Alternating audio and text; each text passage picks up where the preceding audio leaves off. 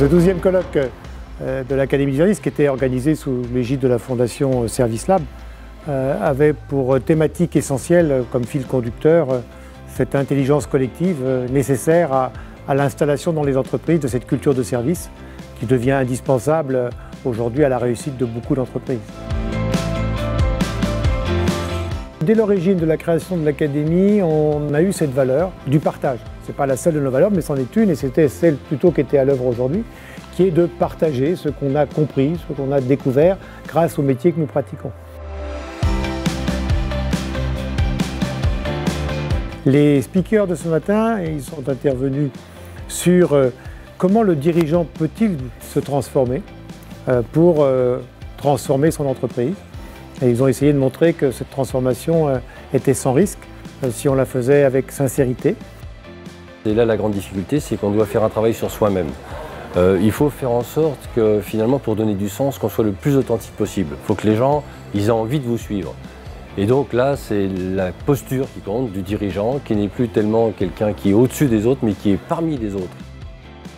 On a élargi notre vision de structure et d'entreprise en faisant vraiment un rayonnement sur des univers qui nous étaient complètement étrangers, qui nous ont permis aussi de nous nourrir, d'imaginer les choses différemment, de tester et puis finalement de s'approprier de nouvelles méthodes. Et puis que du dirigeant qui se transformait, aussi comment on accompagnait la transformation de l'ensemble des collaborateurs. En 2013, nous avons lancé les micro-rêves. Le concept des micro-rêves, c'est très simple. L'entreprise va aider un coéquipier à réaliser un rêve dont il n'a pas eu le temps, il ne s'est pas pris le temps. Il faut que ce rêve soit réalisable dans les 3 à 6 mois, donc quelque chose de relativement opérationnel.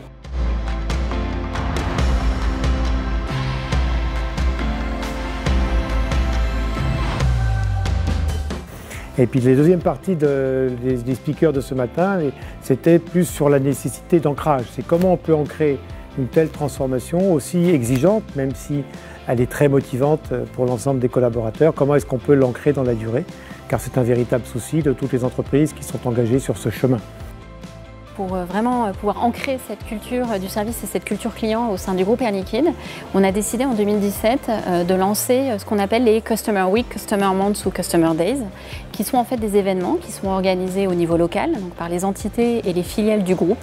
Et en fait, durant ces événements, dont la durée va être variable, soit d'une journée, une semaine ou un mois, on va mettre en relation nos clients avec nos collaborateurs dans un contexte différent du travail au quotidien, et on va leur donner l'opportunité d'interagir ensemble, de passer du temps ensemble et ainsi de mieux se connaître et de mieux se comprendre dans l'optique derrière de pouvoir délivrer un meilleur service à nos clients et aussi de valoriser nos collaborateurs et le travail qu'ils effectuent au quotidien pour toujours mieux satisfaire évidemment les clients du groupe Air Liquide.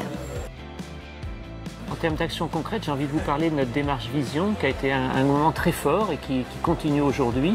Donc on a réuni en 2015 pas loin de 250 collaborateurs pour travailler sur notre vision et comment on se projetait à 10 ans, notamment avec les clients. Et on avait fait des groupes d'exploration. Donc on a des conducteurs concrètement qui ont été voir parfois le client, le responsable logistique local qu'ils servent tous les jours, pour discuter avec eux comment demain GT peut les servir à un horizon de 5 ou 10 ans, donc en se projetant dans l'avenir. Ça a été très très riche de retours. Il y avait d'autres groupes d'exploration sur le digital, sur la technologie, mais ça nous a permis de formaliser un projet d'entreprise à 10 ans, dans lequel notamment un axe stratégique, c'est innover avec le client. Alors, l'action concrète que nous avons mis en place pour garantir effectivement la culture du service chez Châteauforme, eh bien, c'est garantir la culture du service par nos talents et donc de garantir que nos talents sont heureux. Donc l'action dont nous sommes la plus fiers, eh bien, c'est de mesurer régulièrement le bien-être de nos talents, de nos collaborateurs, que nous faisons de 2 manières. Une mesure interne avec ce qu'on appelle des billets doux aux leaders, où régulièrement eh bien, les leaders se confrontent à la notation de leurs équipes et à l'évaluation de leurs équipes sur la qualité de leur leadership et leur bien-être chez Châteauforme. Et le deuxième, eh bien, c'est de le confronter également à un indicateur externe. Et nous avons notamment participé l'an dernier à une enquête Great Place to Work qui nous permet de nous comparer également à des indicateurs externes sur le bien-être de nos talents chez Châteauforme.